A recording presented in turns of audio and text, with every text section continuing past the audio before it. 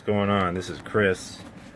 I'm just a shade tree mechanic who has been watching a lot about this crank sensor that goes out on these E92 BMWs, and a lot of hysteria, a lot of fear out there on the internet about how difficult this job is. Really not.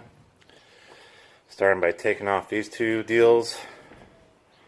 I cover the fuse box and the ABS and all that hydraulic crap.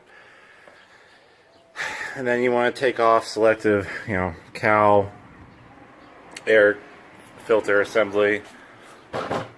There's that right there. And the rest of the cowl in order of this first, then this, and then this deal that covers, this is the actual cabin filter, which needs to be changed. And then you take the actual cowl out, which the cabin air filter sits upon. And then obviously you can do that. However you guys want to do it, doesn't really matter. It's really not that difficult. Just leave the wires that the I guess the cowl holder was holding. Just leave them there. It's not a big deal. But here I am with my tack light, which is awesome, by the way. Shining it right down there. There it is. That's where it goes. And if you, people talking about taking the intake manifold off, going underneath the vehicle, which I have it up on blocks just in case. I gotta put a jack under it. There's Buster getting in the way as usual. But folks, it's just right there. And I'm a big dude. I'm 6'3". I have huge hands, and I could just easily slip my hand down in there. I know you all can't see it. But I'm just cleaning out the rest of the gunk that's around there and all that. But all I did was just use a whole bunch of extensions with I forget what the E was. I think it was an E9. It comes with not an E9, but here's the old one. I forget what that, gosh darn it, it's above E7, so either E8, E9, whatever. If you work on BMWs, you know what kind of tools I'm talking about. E8, okay. Learn how to count one of these days. Obviously, I got this E92, we got an E39 here, got an E46 over there, and then my wife's ML500. So all I do is European. And I don't know, it's just because I'm working on these cars all the time or what, but I'm telling you folks, this crank sensor, which is a very common problem with these M54 engines, love the engine, but man, never has so many problems. You can see why the Toyota Supra is so much better. But I'm telling you folks, it's just getting all this plastic crap out of here, cowl intake and all that, and you just reach that extension down in there with a swivel. It's not torqued, it's probably torqued at 18 pounds of torque, foot-pounds, and I got it out. I just stuck my hand down in there and then just pulled it out.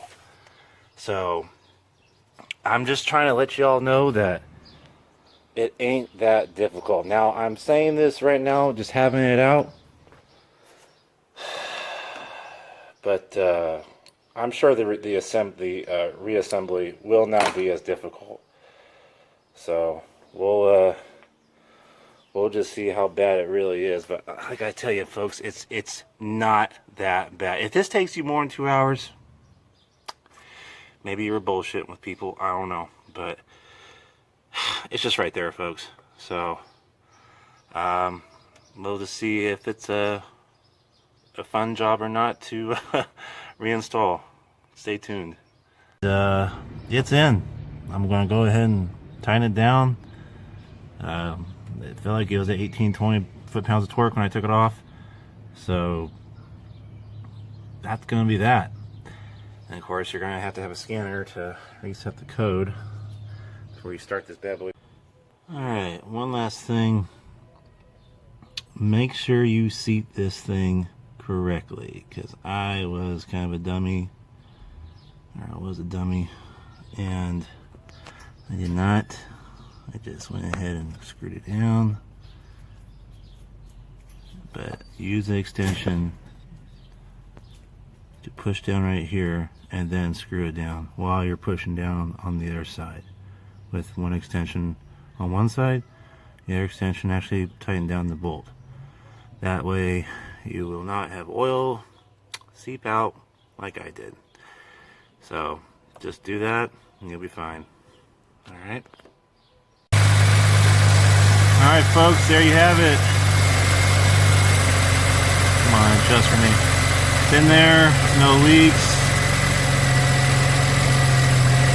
When I started before, there was oil. Not a lot, but probably lost about maybe a half a cup. But yeah, like I said, just put that extension down there, right there on the, I guess it would be the west side of it, southwest. And I didn't clear codes or anything just yet, which really is no big deal. It's just, it only has brake on because I have the e-brake on. Oh, let me zoom out here. But yeah, it's just check engine, and just go and plug in your OBD2 port, and I have like a $200 scanner because it reads ABS, transmission, all that good stuff. But honestly, I'm just trying to let you guys know, because I've been a YouTube just go-to guy for my entire, well, pretty much YouTube, since YouTube's been actually reliable, and you can go about find useful information